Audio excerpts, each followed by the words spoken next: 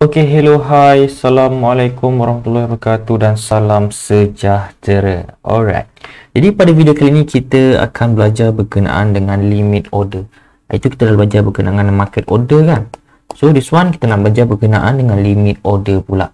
Alright, so limit order ni bila kita nak gunakan limit order ni?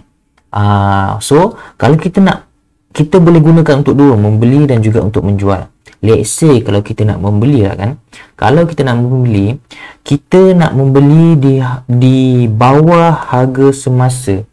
Contoh kita gunakan limit order harga semasa dekat atas. Harga semasa dekat atas ni, this one is harga semasa semasa. Lepas tu kita buy dekat bawah. Kita place order tu harga dia di bawah harga semasa. Contoh kita anggap dia expect dia akan menurun. Lepas tu dia akan match kat sini, kemudian dia akan pantul ke atas. So dia want limit buy. Harga kat atas ni kita expect dia akan turun di bawah, kita parking order kat bawah, limit order pada harga di bawah ni untuk kita anggap dia kemungkinan akan menaik ke atas. So itu limit order, ialah kita nak membeli di bawah harga semasa. Alright, limit order buy. So kalau limit order sell pula macam mana? Terbalik je konsep dia. Contoh harga semasa sekarang ni kat bawah. Harga semasa kat bawah. Lepas tu kita anggap apabila naik atas baru dia akan match order kita ni.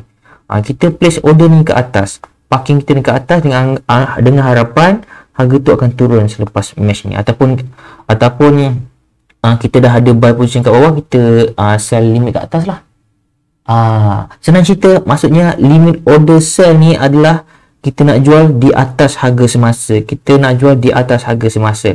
Harga semasa kat bawah, kita parking harga lebih tinggi daripada harga semasa untuk kita jual kita punya kontrak lah, untuk jual kontrak tu. Macam buy pula, bila harga kat atas, limit order kita berada di bawah harga semasa. Alright. So, ini buy limit. Buy limit maksudnya, contoh harga semasa dekat atas, harga yang kita nak parking tu di bawah harga semasa ni. Contoh harga semasa contoh harga semasa adalah 6,000. Kita akan place order buy limit 5990. Nampak kan? Di bawah harga semasa. Harga semasa tinggi, so kita buy limit ni di bawah harga semasa. Faham? Kalau macam untuk sell limit ni, contoh harga semasa ni kat bawah. Harga semasa kat bawah, kita parking sell limit dekat atas. Sell limit, buy limit, biasanya kita akan parking order tu masa dia belum match lagi lah. So kita akan parking di atas. Harga semasa ni, contoh harga semasa is 6,000. So yang ini atas ni should be 6010 ke, 6011 ke, ataupun 6005 ke. Asalkan dia above, di atas harga semasa, so kita akan parking kat atas tu sell limit lah. Alright, so tu buy limit, sell limit. Okay, saya bagi contoh kalau kita membuatkan buy limit. Another contoh, kita tengok contoh pertama. Kita tengok ini adalah harga last done. Maksudnya ini adalah harga semasa sekarang ni, contoh 5,002. 5,002 ni adalah harga semasa. What happen if kita buat order buy limit pada harga 5,000 satu lot? Kita tengok ini adalah market depth dia. Harga last done is 5,002. What happen if kita parking buy limit satu lot pada harga 5,000?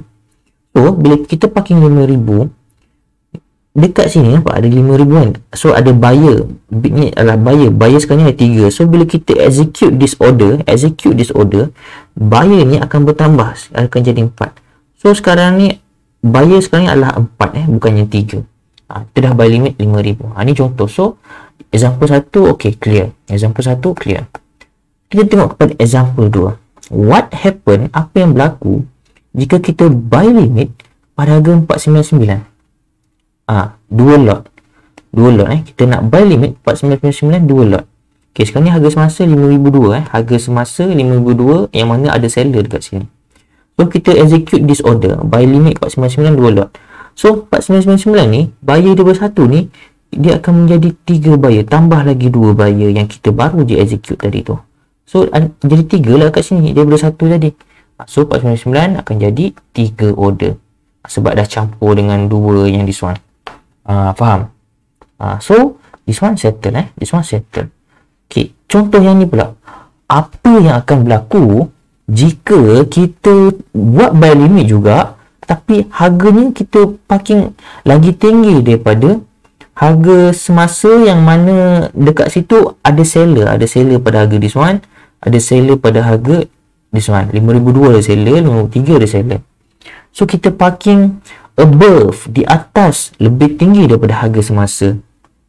Contoh macam ni, kita buy limit 5,300 2 lot. What happen? Jadi apabila kita execute this order, ini akan menjadi macam ni tau.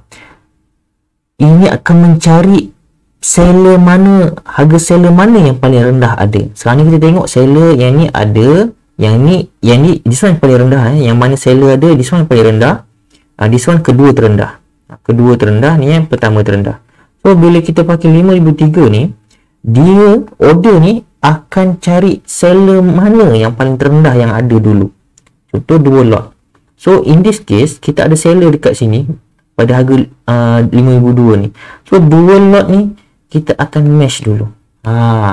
So apabila execute order ni, ianya akan match pada 5,200 sebanyak 2 lot.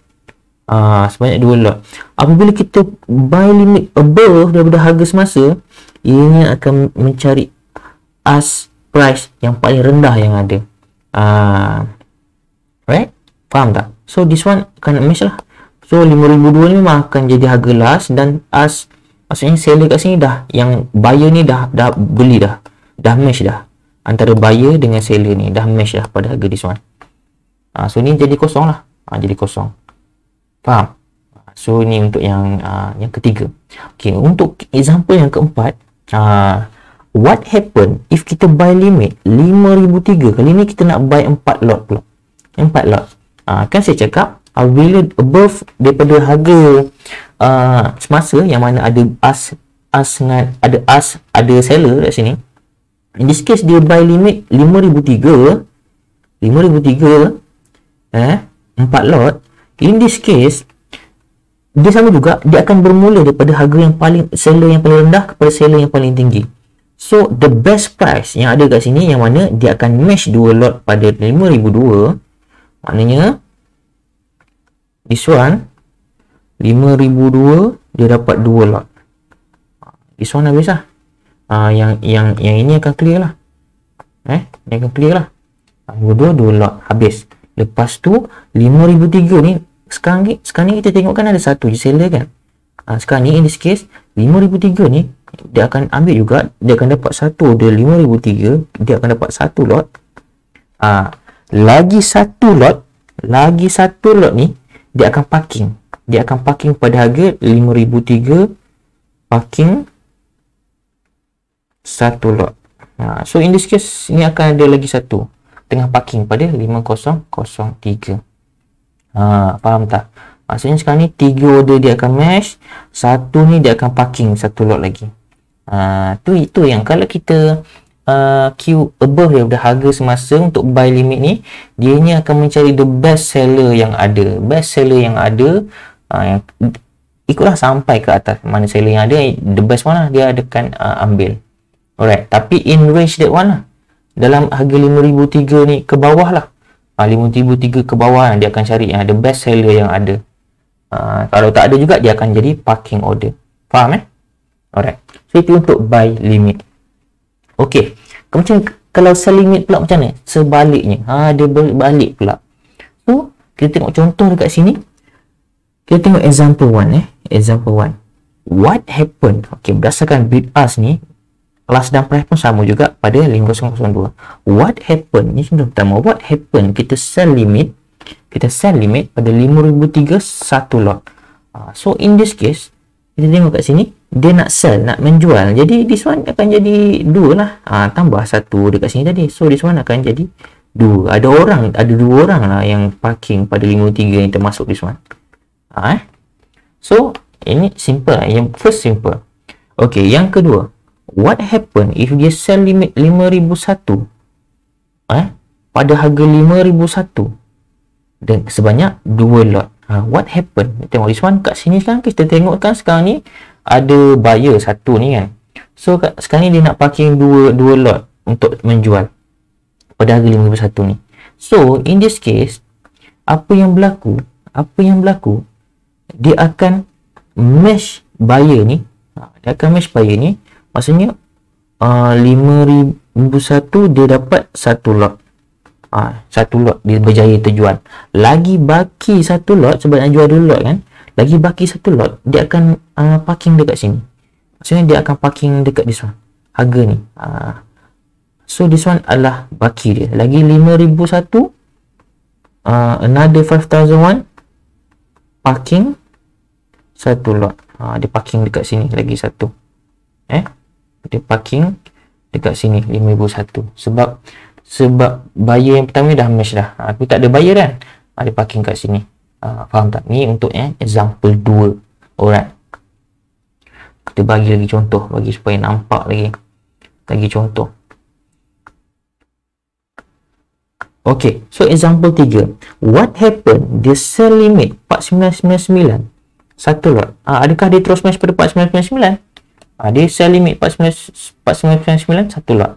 Okey, bila dia jual lebih rendah daripada harga semasa untuk sell limit ni, dia akan mencari, sama macam buyer tadi, dia akan mencari the best buyer yang ada untuk dijual. Start daripada this one ke bawah, start daripada paling tinggi kepada paling bawah. So in this case, dia nak jual satu lot je. Instead of dia jual 499, kan lagi bagus dia jual kat sini kan. So sistem akan matchkan the best price available. So this one is the price. This one is the price. Jadi kalau dia execute order this one, dia execute order ni, sebenarnya dia akan match pada harga 5,001 satu lot. Dia akan match pada harga this one. Dia akan match pada harga ni. Walaupun dia paling bawah sekalipun, dia akan cuba match pada harga yang terbaik yang available. Dia nak parking sini tapi dia match kat sini dulu. So dia akan match pada harga 5,001 sebanyak satu lot. Okey. Tu sell limit jika sell limit di bawah daripada harga semasa ni yang ada buyer kat tepi sini. Alright. So this one sudah nilah cover. So what happen untuk yang this one pula? Contoh yang this one pula. Apa yang akan berlaku jika dia sell limit 4999 sebanyak 2 lot? Kat sini kalau kita tengok dia match terus kat sini kan. 5,001 kan. What happen kalau dia nak jual 2 lot pula? 2 lot pula macam mana?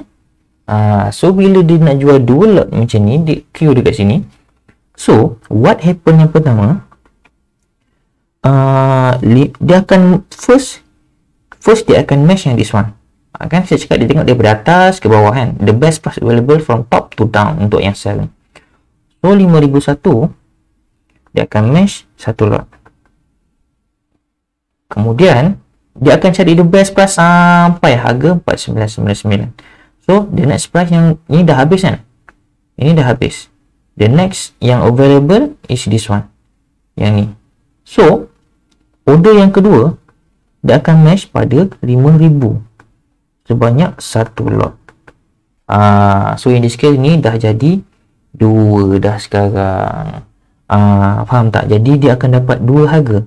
Harga pertama dia akan dapat pada harga 5,001. Harga kedua dia akan dapat pada harga 5,000. So apabila dia parking execute order ni, dia akan dapat harga jualan pada 5,001, satu lagi pada 5,000. So dia akan dapat 2 harga lah. Lot pertama ni, lot kedua macam ni. So that one is macam mana sell limit ataupun buy limit order ni berlaku. Alright. So harap jelas. Kalau tak jelas apa-apa boleh tanya saya, jangan risau, boleh PM saya lah. Alright. Jadi untuk yang belum ada account, jangan lupa untuk buka account dengan saya. Nanti apa-apa nanti sebarang persoalan boleh je terus tanya kepada saya, nanti saya akan reply lah. Alright. So apa-apa, happy trading dan semoga bermanfaat. Nanti kita akan cover berkenaan dengan stop dan juga stop limit. Thank you everyone. Assalamualaikum dan salam sejahtera.